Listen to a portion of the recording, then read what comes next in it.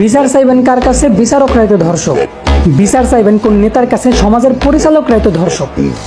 যদি এমনটাই না হইতো তাহলে প্রতিটা গ্রামে একটা করে মেম্বার আছে, প্রতিটা ওয়ার্ডে একটা করে চেয়ারম্যান আছে, প্রতিটা উপজেলায় একটা করে এমপি আছে। তো মেম্বার যদি তার গ্রাম রে, আর একটা চেয়ারম্যান যদি তার ওয়ার্ড রে, আর একটা এমপি যদি তার উপজেলারে সুরক্ষিত রাখার চেষ্টা করতো, তাহলে আজ বাবা হারা মেয়ের ধর্ষণের বিচার চাওয়ার জন্য মায়ের দুই হাত তুইলা কান্না করতে হইতো না।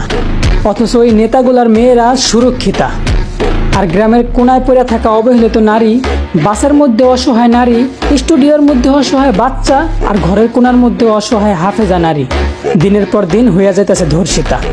এই দেশে ধর্ষকের পক্ষে কথা বলা উকিলদের কথাগুলা প্রশাসন খুব ভালোভাবেই মাইনা নেয়। অথচ অসহায় মেয়েগুলার ধর্ষণের বিচার চাওয়ার জন্য বাবা মা কিন্তু প্রশাসনের কাছেই ছুটতে যায়।